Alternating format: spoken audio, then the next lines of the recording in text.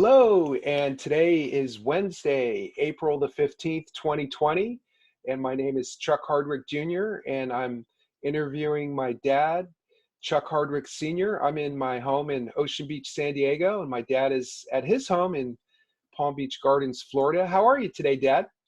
Doing great, son. I hope that you are too.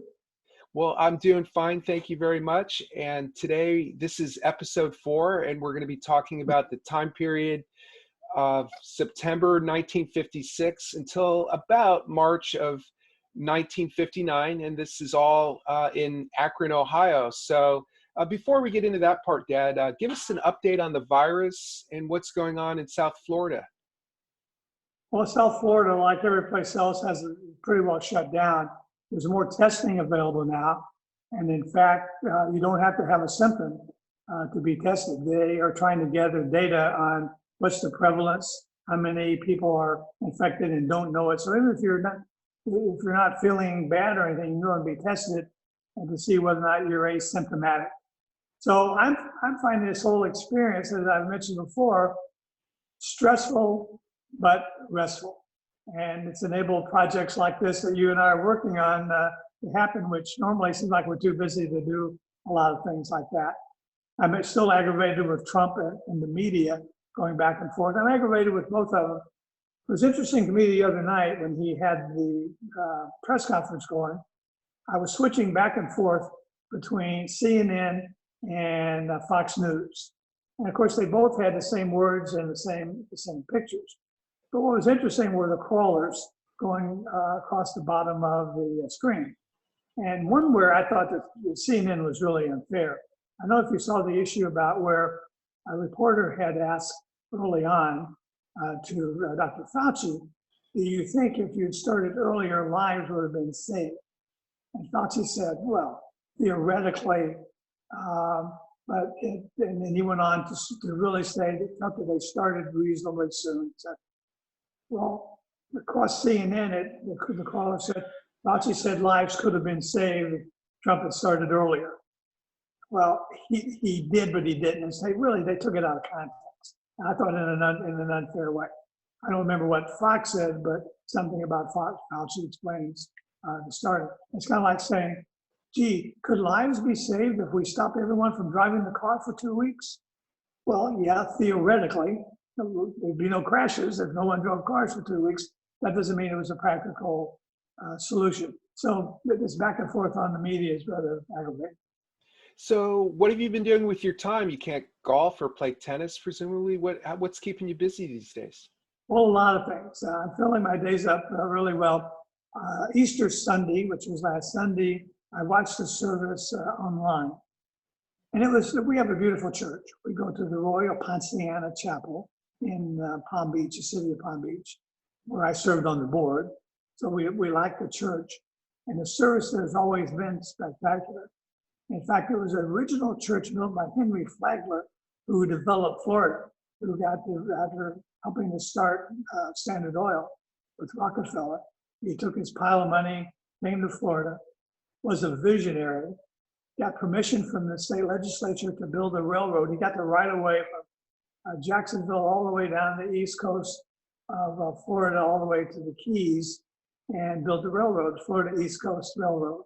And so he built the resort, the Breakers in Palm Beach.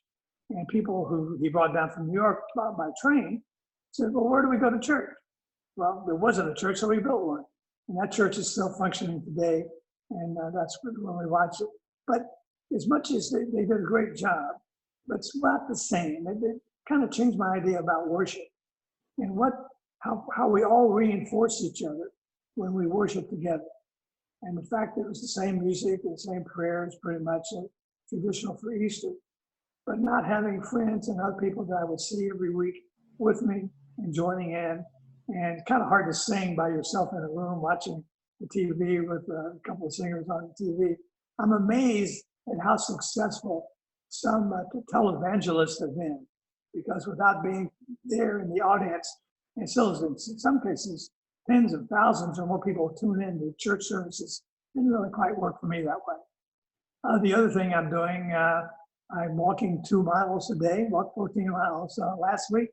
and that's working out pretty well for me.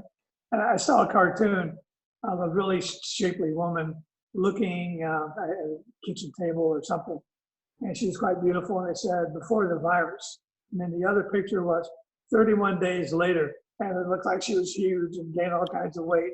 So I guess I'm not the only one who's put on a few pounds because of the virus and being at home and watching the stock market go up and down, up and down. Made money, lost money, made money, lost money, and who knows where that's going. So I filled my time pretty well. Well, interesting. Thanks for all those updates. So let's pivot a little bit and talk about your time in Akron and take yourself back to September 1956 and tell us, what was life generally like in Akron during that period? Well, life in Akron in that time period was pretty good. There was a recession, I think, in 58 or 59, but that didn't really affect us particularly. Akron was the rubber capital of the world. Very proud to be the home of Firestone, Goodrich, Goodyear, Stribling, all the rubber companies making tires and shipping them all over the world. Almost everyone we knew either worked at the rubber plants or had someone involved with the rubber companies one way or another. Television then was only 3 channels. We got a TV sometime about that time. And so all of America would be watching I Love Lucy, Jackie Gleason, Gunsmoke, Leave It to Beaver, and other shows, and talk about them later. There was a sense of unity. And our family was doing pretty well. My poor dad, who really was bankrupt but never declared bankruptcy, he didn't believe in that. He finally paid off all his debts from the restaurant, where he had borrowed money from local finance companies or someplace. And we moved around the corner to a bigger, better house. And I had my own bedroom then, and I don't remember how many rooms the big old house had, a large front porch, it was much better. Dad was making $80 a week, or thereabout, I recall. And I looked that up in today's dollars. He was earning about the equivalent of about $40,000 a year. Not a lot of money, but enough to support a family and to get by on. We were active in the First Methodist Church, where Fanny and Dillard attended, and Fanny brought us in. In fact, the pastor for a while would pick us up in the morning and take us to church. So I remember those as really good days. Joe was active with us, saw him and Evelyn quite a bit. And in fact, Joe used to take David and me either to see the Cleveland Indians. He took us golfing and did a lot of other things. In fact, you may have a picture of David and me at the golf course, probably taken by Joe. Yeah, actually I do. And so let me show that here on my screen, just so everyone watching can see that. So let me go into that folder and pull that up real quick, and I'll show you. So here it is right here. And let's see, can you see that now, Dad? Yeah, that's it. Oh, that's a great picture. So you guys was that your first time golfing, or had you been golfing before? Well, I don't really recall. I know I golfed at that course a few times when Joe or somebody would take me. We had old golf clubs that probably Joe had given to us, but I remember having a lot of fun with it. So that was not exactly official golf apparel I had on, with you would have a collar shirt and everything to play on the golf courses, but we had a lot of fun. So at that point in time, around 56, all of your siblings were living in Akron, it sounds like. Fanny was there, and David and Joe, is that right? Well, Fanny and Dillard moved there in 1956, is my recollection. And they bought the home over on Ada Street in Firestone Park, a nice little white starter home. I remember Dillard telling me that it cost $12,000, which he was able to buy the home on the GI Bill. Sure, they weren't making a lot of money then. He was a newly hired employee with Firestone. I said almost everybody worked for one of the tire companies at one point or another. And that was about the time that, excuse me, Dillard gifted me a membership in the YMCA. I had that for several years when I was a sophomore and junior. And that meant so much to me. It was so much fun. I could walk to the Y. They had basketball there, ping pong, which I always enjoyed that game. Learned that pretty well. Swimming, and it was really a good time. Joe and Ellen then bought. They'd been living upstairs in a home behind Ellen's parents, Mr. and Mrs. Schaefer. They bought a home nearby on Reed Avenue. So I guess all their kids were growing up together at that time. And then when I turned 16, I had taken, in my junior year, or sophomore year, I guess it was, I had taken driver's education, driver's training, and I got my driver's license. And then I started borrowing cars from Joe and Fanny and Dillard. And I remember very clearly my stepbrother Don, who I introduced it earlier to you, I bought a Oldsmobile 88 convertible, coolest car I'd ever seen. And he let me drive it on quite often. And I do remember driving down, approaching our house, and on the right-hand side of the road was Tony's Grocery, where we used to hang out a lot, and all my friends were there. And I still vividly remember driving by and waving at him, showing off that I'm driving this big Oldsmobile convertible, and I turned around, boom, hit a car from behind. Poor Dad, I'm sure it was Dad that paid for it. Don had insurance, but probably financing the car, which I assume he did.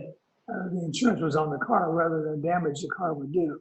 And I didn't hurt his car, but we had to pay for repairs to the car I had. So, kids and cars, you got to be careful. You really do. So that was when that happened, you were about a sophomore at Central High School, or was that your junior year? Probably I'd have to check the record. Probably going into my junior year. That was about the time also that Dave and Rosie moved to Akron. They got married at the First Methodist Church. I was their best man. David had dropped out of medical school, University of Louisville, and they moved near Central High School, where I was attending one of the Wildcats, and had dinner at their homes so many evenings after school. David was teaching chemistry at, I think, Holden Falls High School, and Rosie was working at Goodrich in the office. Awesome. So yeah, you sent me some great photos, and can you see my screen again? I tried to do a screen share, and I'm trying to show the cover of your yearbook. Can you see that okay? See it on my screen? Yes, I do. Okay, cool. So you were the Wildcats. Is that your mascot, the Wildcat? Is that sort of how it worked? Yes, the Wildcat was the mascot, and I went there in my sophomore, junior, and senior years. The sophomore year, I had my first real girlfriend, but she wasn't from Central. She was from St. Vincent's, and I started dating her, I think, when I was in the 9th grade at West Junior High, and then when I went in the 10th grade, sophomore year, to Central, continued dating her. Her name was Linda Meadows. A very sweet girl, very nice.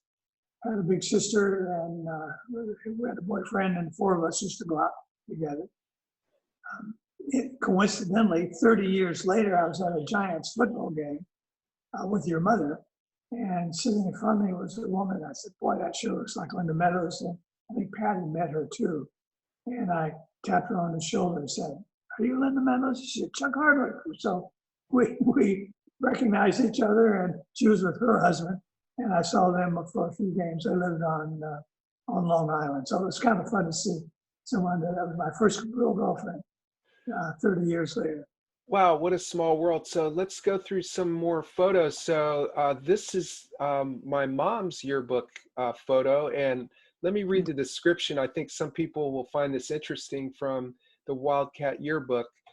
Patricia Ruth Johnson, Patty, Homecoming Court, May Court, NHS, Quill. You know what NHS was the National Honor Society for students with good grades. I'm sure she was an outstanding student. Quill and Scroll. What is Quill and Scroll? Do you remember what that is? You know, I honestly don't remember what that club was. I was in it too, but I don't remember what we did. Okay. She was also Citizen of the Month, winner, Voice of Democracy contest. I have to ask her about that. I don't know much about that. Cheerleader captain, student council, Forge. What was Forge? Do you remember what that is? That was the newspaper. The newspaper. Okay. Were you on Forge as well? No. Okay. Senior dramatic secretary, Latin secretary treasurer, megaphone. Is megaphone the cheerleaders and they say go I, Wildcats? Okay. oh, yeah. Squire and scroll. What is that? Do you know what Squire and scroll is? I honestly don't. Okay. C club. She was not a C student. Why would she be in the C club? C stood for the letter Central. Okay. Forum, whatever that is, senior choir, which doesn't surprise me. She has a great voice. And plans on Berea College. I found that very interesting. Social service, and then Chuck. So that's a great photo. And so any other comments on that? Well, not a lot to say. Your mother and I started dating between our junior, senior year. And I remember we hadn't been dating too long. Maybe it was the end of the sophomore year. I'm not really sure. But I know we were dating between the junior and senior year. And she went away to Northwestern University for the summer for a program for journalism students working on the Forge newspaper. And we started writing back and forth. And she was gone, I remember, for a long time. But we were what was then called going steady. Do you remember your first date? No, I don't. Okay. All right. So let's look at some of these other great photos. So you were also on the baseball team in high school, is that right? I was on the baseball team the junior year and beginning of the senior year. I played kid baseball quite a bit. I liked to pitch. And I pitched in what's called the Teener League, 14, 15, 16 years old. And then pretty easily made the baseball team in a small school. Enjoyed that a lot. I pitched and played in the infield. So, and on my right there is the big smile is Phil Pagano, who was a very good friend. Phil was, I went to a nearby Methodist church. I knew him from Sunday school as well as high school. So tell me about your pitching career. Could you throw a curveball, a fastball, a spitter, a changeup, a knuckleball? What was your repertoire? Pretty much a fastball. I was just hoping to get it over the plate, but I could throw a curveball too. A knuckleball was too hard to control with my little hands, so it was pretty much a fastball and a curveball. If you could throw pretty good speed, that was really all you needed in kid baseball in high school. And do you have any memorable hits? Did you hit any home runs, or a big hit in a big game, or how were you at the plate?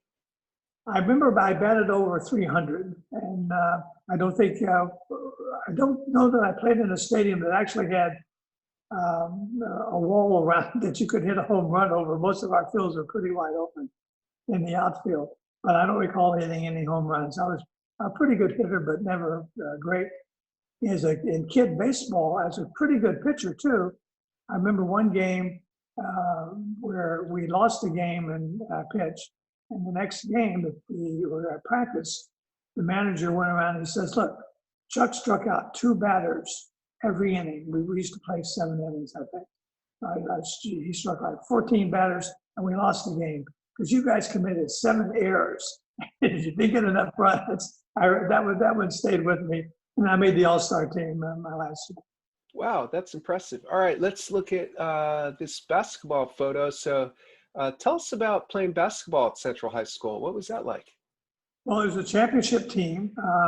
I was pretty much a bench warmer. I was there to help keep the team's grade point average up, I think. But it was a lot of fun being part of that team. And I loved basketball because with the membership I had at the Y that Village gave me, and also we lived across the street from St. Vincent's High School. And you might remember my talking about the Brandt family. Well, Mr. Brandt, being the maintenance man, had the keys to the gymnasium. And one of his kids would take the keys and go and let us in.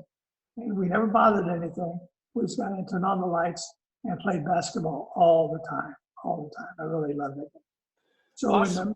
in my junior year, I made the reserve team, first team reserves, and then we made the varsity in my senior year. So this is the varsity picture in my senior year. you're not especially tall, so that's very impressive that you did so well in basketball. You must have, did you have a good jump shot, or were you good at Well, passing or layups, or what was your forte? that was so long ago that the jump shot was just really coming in. Believe it or not, because that's the mainstay today in basketball. But back then we shot. I had a pretty good two-hand and one-hand push shot. In fact, for our free throws, we used to shoot them underhanded rather than one-handed that people do mostly today. Oh, that's really interesting. All right, so let's see. So, uh, oh, so here's your yearbook description, and let me read this out so people can hear it. I think it's interesting. Charles Hardwick, Chuck, Student Council President, NHS, National Honor Society, Latin Club President, basketball, baseball, cross country. Oh, we didn't talk about cross country. Megaphone, Squire and Scroll, radio staff, Forge, junior choir, plans to attend college, go into law, politics, business, or medicine. Well, you got the politics and business part, and I know you studied law for a while. Then Mary, likes Patty Johnson, Phil Pagano, basketball, cross country, food. That's interesting. You liked food back then? All those activities, you're probably pretty hungry all the time, huh? Well, one of the most significant there at that time was the student council president. That was a kind of a big deal then, because you were the representative of all three grades, and the person that was running against me for that lost, then became the class president, Eddie Davis, and I really got elected to that thanks in part to your mother's campaigning for me. She swung her former grade school class behind me, and we made signs and things. Don't get stuck, vote for Chuck. They're very impressive. But it was a lot of fun. That was the first campaign that she managed for. Awesome. And then, so you were also on the radio staff, the sole member of the radio staff. What was that all about? Gave announcements every morning. So I had a little chimer, bing, bing, bing, and it would be, "Good morning, Wildcats. This is Chuck Hardwick with the day's announcements," and I would read the announcements and usually introduce the principal. So would an announcement be like, there's a big football game today against such and such, things like that, or for class spirit? Yeah, whatever was going on in the school, the principal would hand me the announcements to read. Most, things like school will be out early or stay late or whatever. I don't even remember what all they were. I have to have a hall pass. It's routine announcements, not emergency stuff. So did that overlap with when you were campaigning for student council president? Were you able to plug your political activity over the radio program at all? I'm sure I would have if I could have. I don't remember whether I did or not, but probably didn't hurt. All right, so let's talk about some of your classmates. And so let's start with Wally Harper. Tell us about Wally. Well, we won't read all of that under Wally, what he had in the book, but he was a musical genius. There's absolutely no question about it. Pat knew him well. They were neighbors, and they went to the same grade school together. Wally, I remember Wally telling me how he had a job on weekends playing organ at a church, and he would work into the music comments or little bars from popular music, thinking the old people in the congregation wouldn't know the difference. So he would blend, he had the ability to blend in songs. Wally wrote the senior play, Let Me Tell You, I think was the name of it, which I tried out for it and had to lead for a while. And Wally, Pat, girl then named Janet Wynn, and I remember we all got together and did a radio show tape called Snow Goose. I don't remember who did what, but it had music and a strip. I was probably playing the part of the goose, but it was just the kind of thing that Wally was always creative on. He went on then to New York, went to Juilliard, which is the prestigious music school, became a noted musician, did musicals on Broadway, and he teamed up with a singer named Barbara Cook. And for 30 years, they collaborated together. And the last contact I had or saw Wally, I was in London with Sheila, and we were walking through the West End where the theaters are, and I came across a beautiful poster of Wally, picture of Wally and Barbara Cook announcing their performance in London. He died during the AIDS epidemic, prematurely, so a young man, but very memorable. He had a brief but a great career. Wow, so your class had really some pretty notable people. So not only yourself, but also Wally, and then the great Nate Thurman. So tell us a little bit about Nate.